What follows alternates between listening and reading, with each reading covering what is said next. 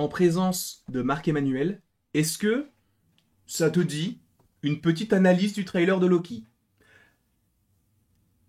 Il n'y a pas de mot qui est sorti de ma bouche. La réaction est déjà sortie. Je vais, après cette vidéo, eh bien, programmer un live pour ce soir. On fera des vidéos théories si nous en avons en lien avec cette analyse. Ah non mais frérot, il n'y a plus rien là qui bouge dans ma bouche. Vraiment, il n'y a plus aucun effort qui est fait. Mais on verra si, lors de l'analyse, on peut proposer des petites théories par la suite dans les prochains jours, puisque je vous rappelle que je ne suis pas là début août, donc il y aura quand même des vidéos, mais pas de live. Mais ce soir, il y a un live. Voilà. Au moins, c'est clair et net pour vous. On va pouvoir mettre les petits écouteurs et regarder ce petit trailer de Loki. Et ça, c'est extrêmement sympathique puisque, boum, on commence ici directement. Bon, moi, ce que j'aime beaucoup avec Loki, c'est qu'il y a vraiment un parti pris visuel qui est très intéressant. On est vraiment à la fois sur des côtés très comment peut-on dire ça, très fade, mais aussi très flashy. Là, par exemple, les coffres qui sont là, les casiers qui sont là, ça fait très, en fait, ça fait bleu pétant pétrole, mais c'est aussi un bleu qui est un petit peu atténué au niveau de la nuance. Donc, pour le coup, je trouve ça extrêmement intéressant, la colorimétrie, le côté, bah, encore une fois, là, on retrouve du bleu, du vert, là, on a le bleu, là, on a le vert, le orange ici et tout ça. C'est aussi symétrique, je trouve vraiment. Alors, ce n'est pas forcément révolutionnaire non plus, mais il y a une volonté de montrer quelque chose, en tout cas une esthétique différente, un visuel différent, et je trouve que ça fonctionne très très bien, en tout cas par rapport à le plan qu'on nous montre actuellement, et même dans sa globalité, sachant que ça fait très années 70-80, et pareil, je trouve que ça fonctionne très très bien avec la saison 2 de Loki, en tout cas par rapport à ce que nous avons là, mais la première saison aussi nous montrait quelque chose de très intéressant visuellement, et par ailleurs, on a l'air d'être sur la même longueur d'onde concernant cette seconde saison. Mais là, donc, on a donc Mobius interprété par Owen Wilson et Loki qui s'en vont donc retrouver un petit personnage du nom de Hobb. Donc, il l'appelle Hobb. Donc, c'est un petit peu le Q de James Bond entre guillemets, dans le sens où c'est celui qui va créer un petit peu tous les gadgets, etc. Joué par Iwi Kwan qui a reçu l'Oscar du meilleur second rôle pour un film l'année dernière avec Everything, Everywhere, All at Once, si je ne dis pas de bêtises. Et là, ce qui est très intéressant, c'est que c'est la suite directe du premier, enfin de l'épisode 6 de la saison 1, puisqu'il a encore, bah déjà il a les manches retroussées, sa chemise a l'air pas forcément hyper propre, comme c'est le cas dans la saison 1, et de plus il a ce harnais là où il avait donc son épée et tout ça. Moi, je trouve que c'est très intéressant justement de se dire, ok, je viens d'arriver, je ne sais pas ce qui se passe. Là, je vois qu'il n'y a plus la statue des gardiens du temps, c'est une statue d'un autre mec qui est donc Kang. Qu'est-ce qui se passe en fait vers quoi on tend, vers quoi ça l'attend. Et c'est génial justement de se dire que Loki, eh bien, se pose beaucoup de questions. Et là, c'est la suite logique. Donc, on n'a pas un petit temps d'attente en se disant, ok, bon, bah, Loki se posait des questions, maintenant, il est agent de la TVA. Non, il faut qu'on voit le processus de comment est-ce qu'on s'adapte dans un monde qui est à la fois entre le présent et le passé. Et c'est notamment ce qu'ils vont dire. Donc là, pareil, c'est très, bah voilà, orange, du bleu, du. Moi, je trouve vraiment, visuellement, c'est extrêmement pop parce que c'est à la fois très bien rangé, mais aussi en bazar et tout. Donc, il y a vraiment une volonté esthétique derrière tout ça. Pareil, on a encore énormément d'horloges. Enfin, c'est très arrondi. Enfin, c'est superbe, c'est très géométrique. Enfin, moi, j'adore. Nous avons donc une petite situation que nous voulons vous présenter. Donc là, ils vont donc lui présenter le nouveau Loki, qui était déjà là avant, mais étant donné qu'il est revenu, hein, pour rappel, lorsqu'il est revenu de son combat face à Sylvie et au petit Kang, même s'ils ne se sont pas affrontés tous les deux directement, eh bien, il est revenu dans une réalité, entre guillemets, une dimension qui n'était pas la sienne. Et c'est assez intéressant parce qu'il semble bugger, entre guillemets, un petit peu comme Miles Morales dans comment ça s'appelle, dans Across the Spider-Verse. Et notamment dans Into the Spider-Verse, c'est le cas aussi. Voilà, du coup, Huey Kwan qui est là. Et là, donc, on voit qu'il bug. C'est assez intéressant, même visuellement et tout. C'est cool. Et même le fait qu'il rapproche ça de cette manière-là, c'est très intéressant parce que justement, ça, comme je l'ai dit dans la vidéo réaction, c'est qu'ils vont réussir à recoller un petit peu tous les morceaux. Et je trouve ça très intéressant. Voilà, bon, après, il n'y a pas grand-chose à évoquer par rapport à ça. Ils vont juste avoir le dialogue.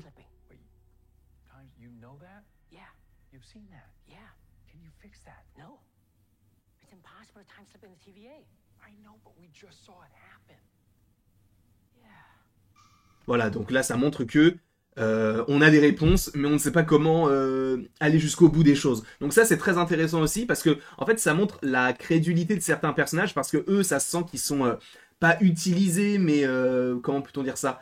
Ils ne sont pas forcément maîtres de leur position et de leur choix. Et du coup, ils savent faire des choses, mais tu sens qu'ils ne vont pas au bout de leur potentiel. Donc ça, c'est hyper intéressant aussi, notamment par rapport à Iwikwan qui sait comment aller de l'avant, enfin, en tout cas, qui voit ce qui se passe. Et après, est-ce que tu arrives à le régler? Bah non. Mais bah, comment on fait? Bah je sais pas. Donc là pareil, bon il bug. Là aussi ça c'est assez marrant parce que du coup le petit...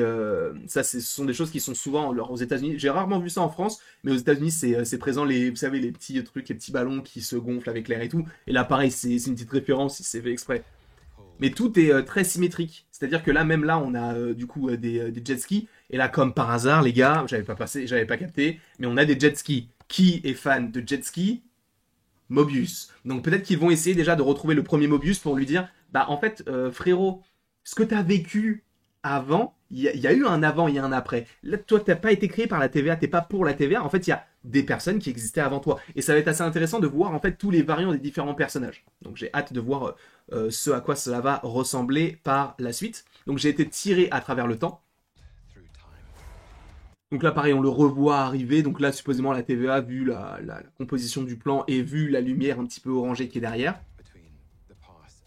voilà, entre le passé et le présent. Donc là, il retombe sur un autre Loki, habillé de la même manière. Et là, ce qui est très intéressant, pour le coup, c'est que... oh là, je crois qu'il y a un petit truc ici, mais je sais pas vraiment ce que c'est. Mais on a tous les flux qui sont donc disloqués, qui finissent grâce à une sorte de sablier. En tout cas, c'est peut-être un engin qui va leur permettre donc de cadrer un petit peu tous les flux éternels pour n'en refaire qu'un. Est-ce que c'est le cas? Est-ce que ça va être ce Loki-là qui va essayer de trouver un petit peu la réponse et donc il va aller dans le présent, dans le futur, etc. sans le vouloir? Ça peut être assez intéressant. Donc là, ça c'est assez intéressant. Alors pour le coup, pourquoi est-ce que ça fait ça sur le côté? Là, le CD, la bobine, ou je crois que c'est un CD qui semble se disloquer. Donc en tout cas là, on a le retour de Sylvie. On sait que normalement elle travaillera dans une sorte de fast-food. Alors il y aura sûrement plusieurs variantes, je pense aussi de Sylvie. Mais pareil, ça peut être assez intéressant de voir jusqu'où cela peut aller. Là, on a donc cette tête-là qui est totalement la tête qui avait été coupée par ailleurs avant donc tout ce qui avait été fait du côté de l'épisode 4 de Loki, si je ne dis pas de bêtises, puisqu'on rencontre les gardiens du temps, mais au final on coupe leur tête et on comprend que ce sont des animatroniques. Et là, donc derrière cette fresque donc des gardiens du temps, on aperçoit, voilà, il n'y a rien qui se dresse entre ce monde et la destruction totale. On découvre donc, bah évidemment, la tête donc de Jonathan Majors, donc Kang. Et là, donc, là, la manière dont lui semble être, enfin semble réagir, on sent qu'il ne comprend pas. Donc, en fait, je pense que le premier épisode, ça va, et ça va être le cas, hein, ça va être Loki qui va leur expliquer tout ce qu'il sait et leur dire, bah en fait, vous voyez tout ce que vous aviez avant. Mais en fait, je vais vous montrer que en fait, vous êtes des merdes et que vous avez été clonés, enfin pas clonés, mais récupérés. Vous n'appartenez pas, pardon, à cette réalité-là normalement. On vous a récupéré puis utilisé. Ça peut être hyper intéressant justement. Et comme ça, on pose les bases pour le premier épisode. Et après les 5 prochains, on évoque quelque chose d'autre.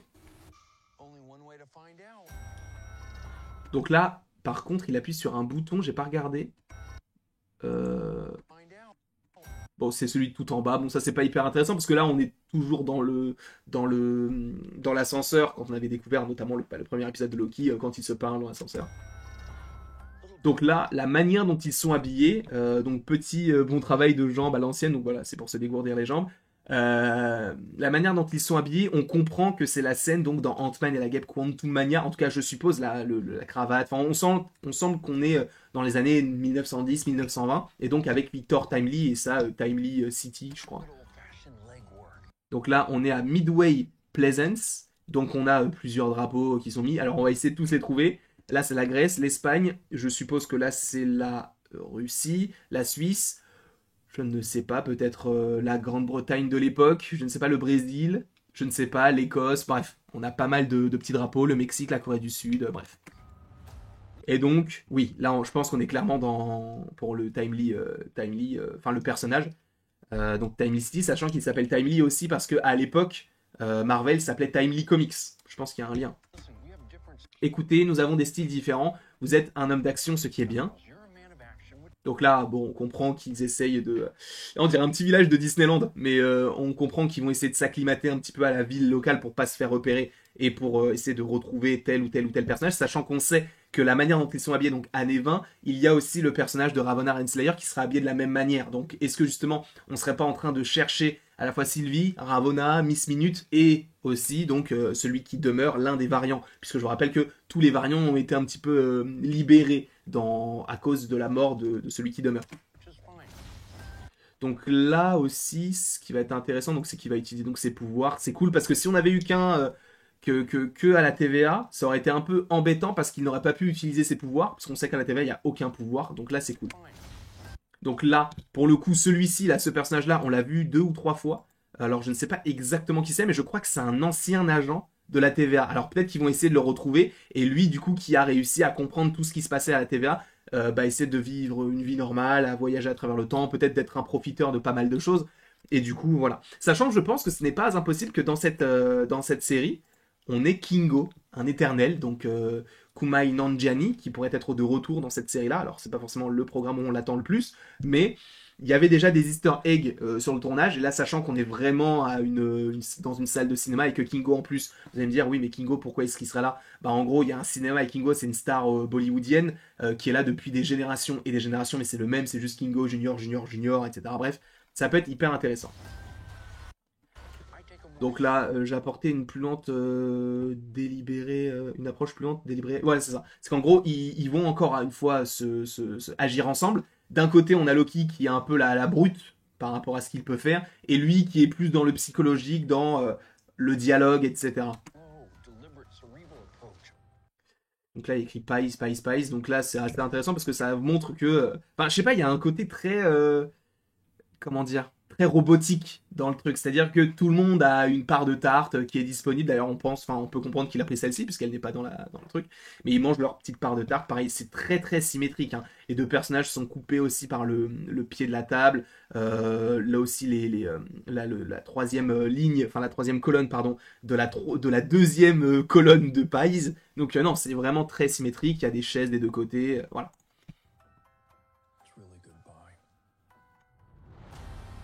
Donc ça arrive bel et bien donc le 6 octobre 2023, donc en vendredi, il y aura toutes les vidéos qui arriveront en lien avec ça. On fera des vidéos théories. J'ai vraiment très très très très hâte de regarder cette série qui, je pense, était la série que vous attendiez le plus en 2023. Moi, c'était Secret Invasion que j'attendais le plus. Mais là, Loki, voilà, ça reste Loki, on va pas se mentir. Donc, là, ce qui, moi, m'intéresse, c'est qu'on ait, du coup... Alors, attendez. J'essaie de voir s'il y a des petits... Oui, George, Ethan Walker, Steve Allen, et lui, j'arrive pas à lire, Léa quelque chose. Donc là, pareil, on est supposément dans les années 50-60, puisqu'il y a des voitures, tout ça. Donc peut-être 60-70, je ne sais plus exactement à quel moment ont été créées les voitures. Alors, ça date d'il y a longtemps, hein, mais en tout cas, ce type de modèle, je ne sais pas. Mais là, ça ressemble un petit peu à quand on avait vu Kingo, donc sur les posters de ces films-là.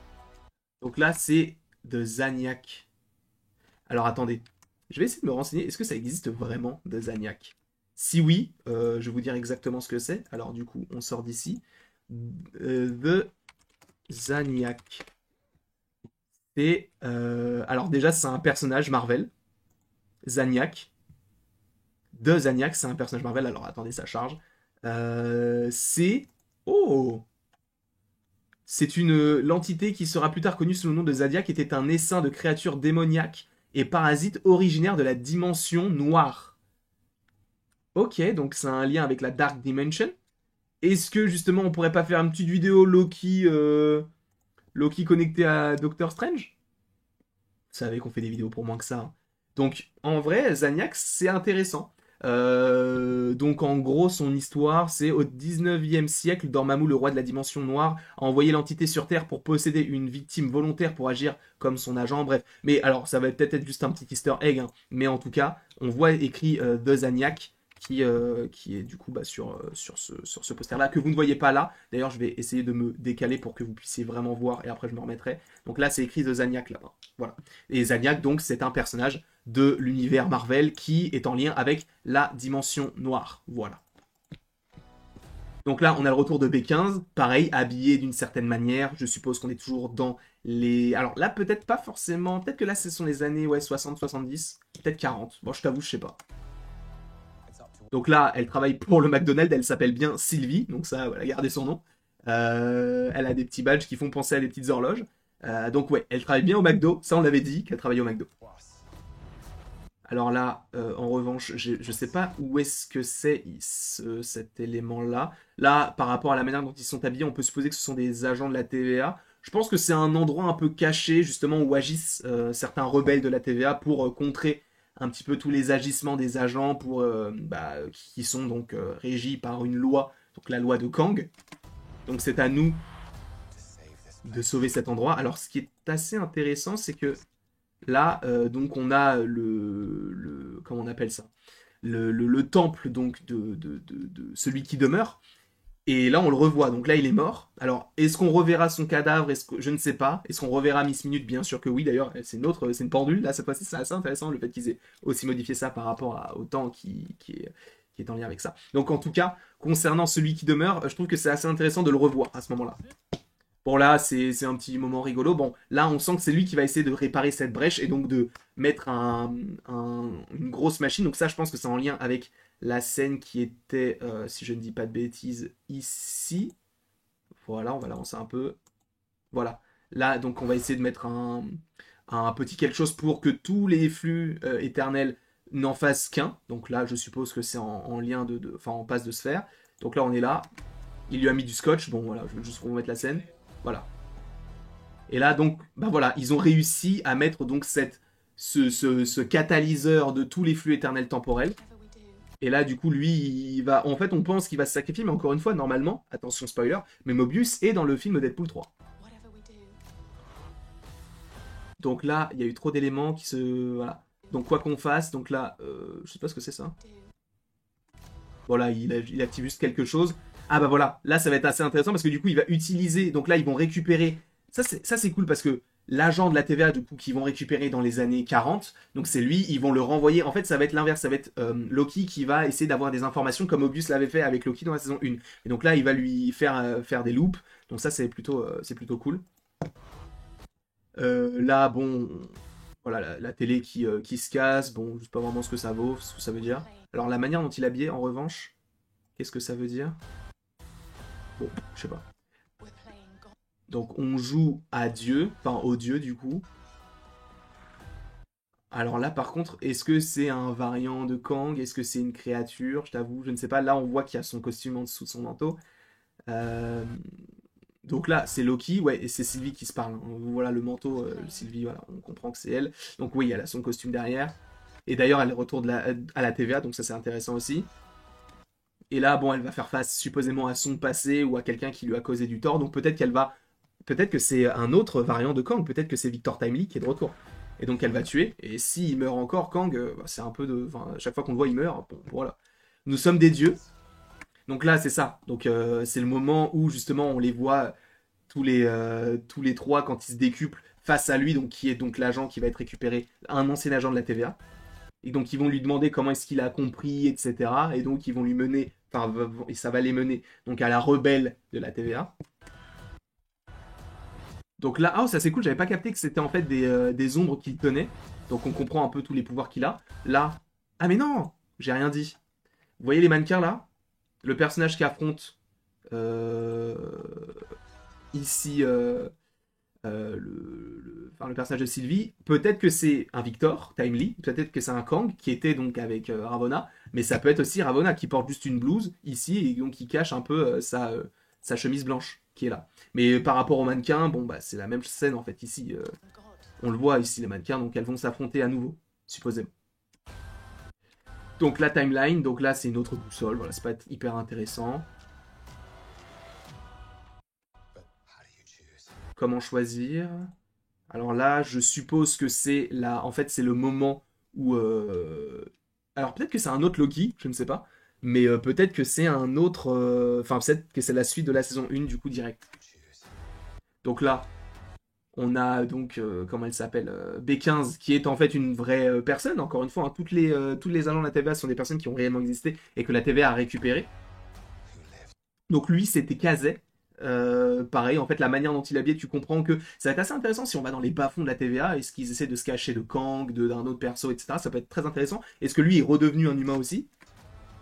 Donc là, c'est bien le personnage donc, qui est donc à la tête de ce fils, donc Zaniac. Voilà. Donc là, on voit Marry Me Brady Wolf. Donc il s'appelle Brady Wolf. On va regarder s'il existe dans le MCU, enfin pas dans le MCU, mais dans l'univers Marvel, quelqu'un du nom de Brady Wolf, tout simplement. Voilà. Brady Wolf. Brady Wolf, c'est un joueur de football américain, tout simplement. Donc ça va pas nous aider concernant ceci. Mais en tout cas, voilà. Ça montre que il veut vivre sa vie comme il l'entend et donc être une star de cinéma. Peut-être qu'on va voir un petit lien avec Kingo. Ce sera assez intéressant juste qu'ils se croisent. Et là, du coup, ça c'est la scène post-générique du film Quantum Mania. Et là, on a une autre vision donc du personnage de Miss Minute. Donc on comprend qu'on est vraiment bel et bien donc par rapport au drapeau dans cette ville un peu fantasmagorique qu'on avait vu au tout début du trailer. Donc la guerre est en route. Donc là on voit B15, on voit Mobius, on voit bah là il est encore blessé ici. Donc est-ce que c'est la continuité de tout ça? Je ne sais pas. Je pense que oui. Je pense que ça c'est une scène au tout début en fait. Je pense. Vu qu'il a la blessure ici et qu'au tout début du trailer, on voit qu'il est aussi blessé de la même manière, que Mobius il est habillé de cette manière-là. Donc je pense que c'est ça. Donc attends, War. Alors excusez-moi, mais là voilà, c'est clairement les Kang qui s'affrontent entre tous les Kang. Et ça, c'est hyper intéressant parce que là, du coup, on voit donc les maîtres du temps, enfin les gardiens du temps, et là, donc, on voit toute cette guerre multiverselle qui a opposé tous les Kang, et c'est à ce moment-là qu'on va comprendre tout ce qui se passe. Donc là, pourquoi c'est une voiture? Enfin, c'est un vaisseau. Ok, donc ça commence à. Et là, d'ailleurs, c'est casé, je pense. C'est ça. Donc, à mon avis, ouais, il va y avoir une sorte de mini-révolution au sein de la TVA, et donc certains personnages, donc certains des agents vont essayer de contrôler un petit peu tout ça. Thank you for your service. Mais du coup, on sent que ça commence à se disloquer. Donc, qu'est-ce qui se passe réellement? Donc là, c'est ça. Donc, elle, est-ce qu'elle est à la suite de ça? Donc là, on comprend par rapport au décor qu'elle est totalement dans le néant. Donc, dans cette.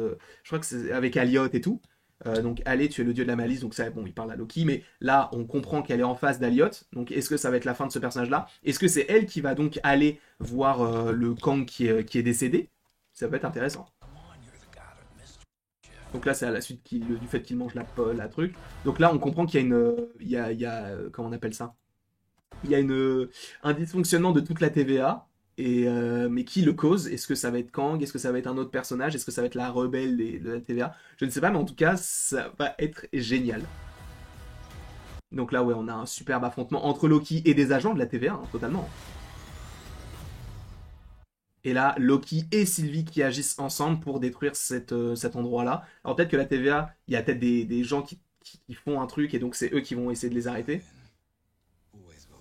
Et ça, c'est stylé aussi, du coup.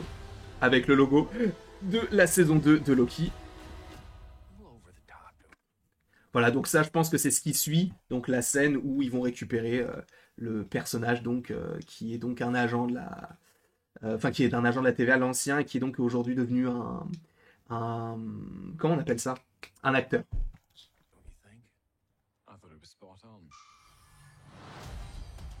Voilà, alors là par contre il y a beaucoup de choses. Donc là, bon, c'est lui le vrai, puisque les deux voilà, sont des images. Là, bon, on appuie sur un bouton. Là, on voit Loki qui tombe.